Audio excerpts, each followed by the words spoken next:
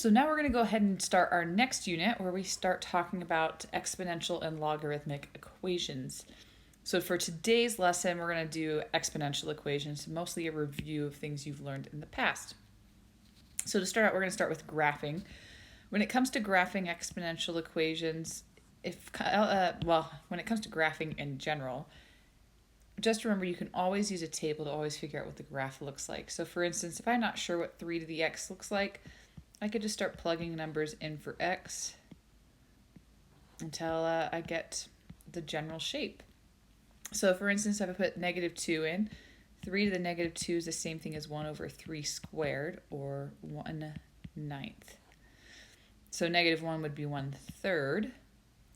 3 to the 0, just remember anything to the 0 power is always equal to 1. 3 to the first power is 3, and 3 to the second power is 9.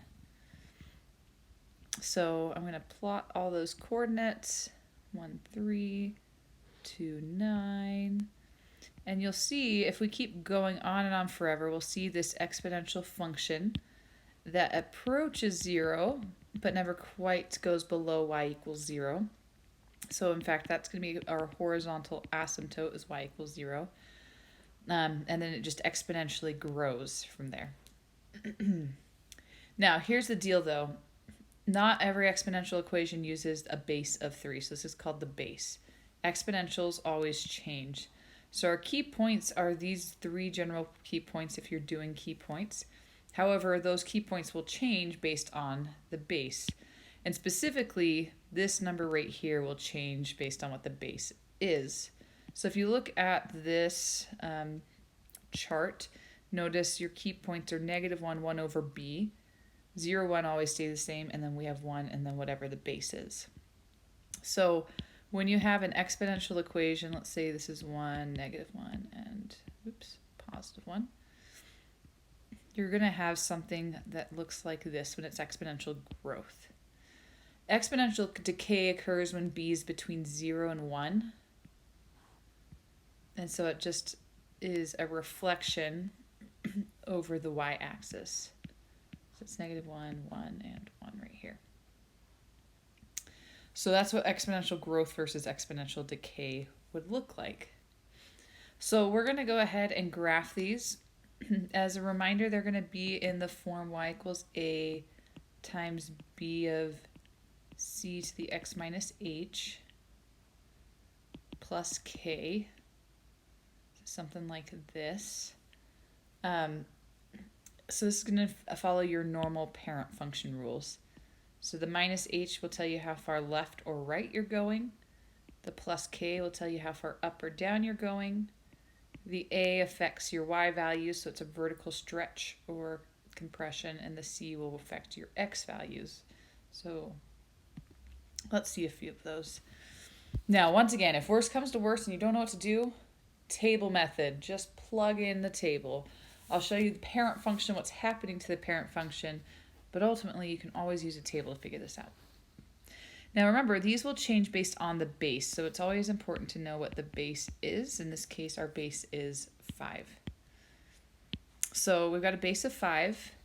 This graph, we have a -3 in the exponent, so that's our horizontal shift. And you always go opposite direction, so we're going to go right 3.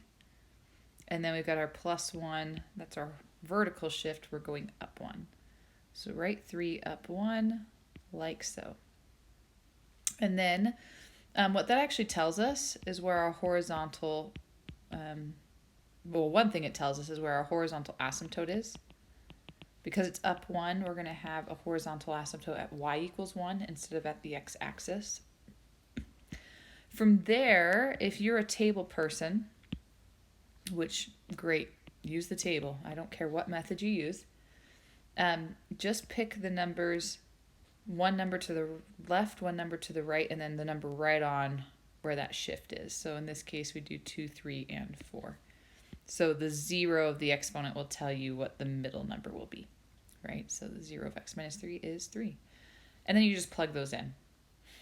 If you're a key point person, you've got your key points of -1 and then 1/5, because the base is 5. 0, 1, and then 1, 5 since the base is 5. So this changes based on what the base is. So once again, go back to the table. If you plug these numbers in, you get 1.2, so into the whole equation. I get 1.2. If you plug in 3, you'll get 2. Oops. And when you plug in 4, you'd get 6. So regardless of what method, if you're using the table, you'd go from the origin and you'd plot those coordinates. But if you're using key points, I'd go from where I made that little cross. I'd go left 1, up a 5th. Back to the cross, I'd go up 1. Back to the cross, I'd go right 1, up 5. And what you'll notice is, if for table people, I just plotted the exact coordinates that we found. So 2, 1.2, 3, 2, and 4, 6. And then you just follow the asymptote and go from there. So we'll do another one, same idea. Find your shifts first. Sometimes they won't put it in the order you're used to. So for instance, this 1 right here, we usually see that as a +1 at the end. So that tells us we're shifting up 1. There's no addition or subtraction in the exponent, so we're only going up 1. And then I'm going to go ahead and put my asymptote there. So once again, we have an asymptote at y = 1. Once again, if I were using the table, if I were somebody using the table, I'd be plugging in -1, 0, and 1. So just these coordinates right here, or these x values right here. And I'd plug it into the entire equation. I'd probably just go back to the original just to make sure I've got it right, but it doesn't matter. If you're a key point person, you'll need to know your base, which is 3 in this case. So it's just the 3. And then I'd be using -1, 1/3, 0, 1, and 1, +3. So notice these numbers are the ones that change based on the base. And if I'm using key points, the only other thing I need to pay attention to is this -2. Since it's outside, we're multiplying outside of the exponent. That's going to affect our y values. So you're going to multiply your y values by -2.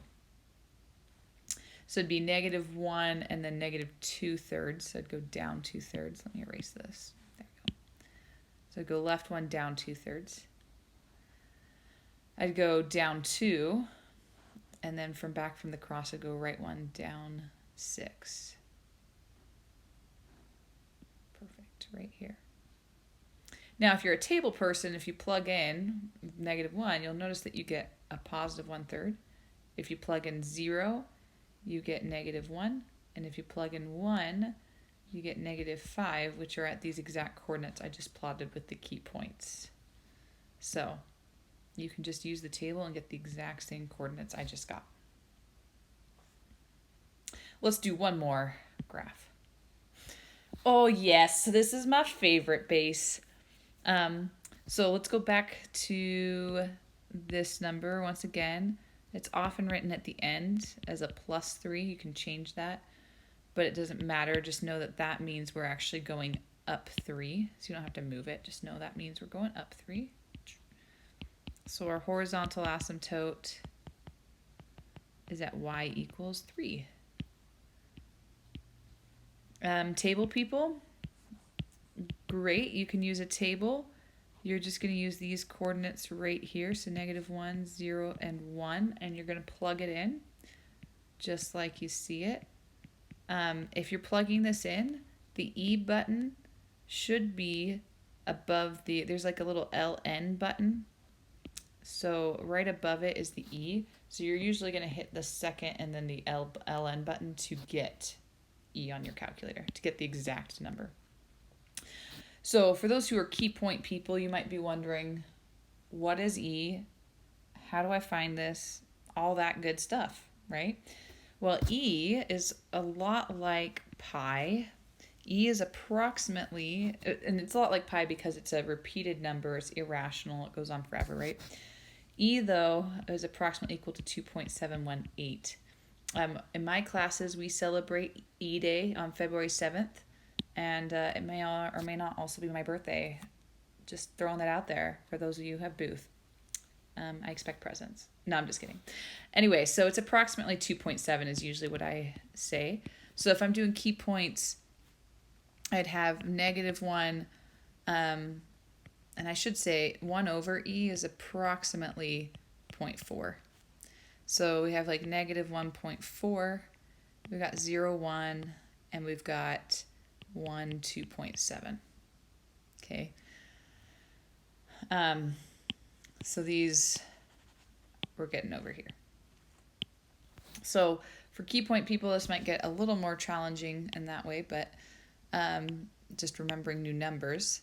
But other than that, it's pretty much the same thing. So we've got a negative right here in front of E, so that means we're going to multiply all our y values by -1. But we also, because why not, have this x distortion or a horizontal shift or compression. And remember, you divide, you do the opposite. So since it's multiplication right now, I'm going to divide my x's by 2. So we've got -1/2, so I'm going to over 1/2 down 0.4, so right here. I've got 0, -1, and then I've got 1/2 down 2.7. 2, and I should erase this. There we go. 1, 2.7, right there. Now for key point people, I should go grab a calculator because I actually don't have a calculator right handy, so I can show you what these numbers would be because they're going to be a little different. But when you plug it in, 0 is going to be easy. I can do that one in my head. But 0, let's go to black. 0 would be 3 minus e to the 0 power, really, because 2 times 0 is 0. So that's just going to be 2. So we've got that coordinate. But now that I have a calculator, we've got 3 minus e to the -2 power if I plug in 1. And that's about 2.86. And then if you plug in 1, you would get -4.4 approximately. So like down here for this one, and then somewhere up here for that one. So that's what you would do for table method.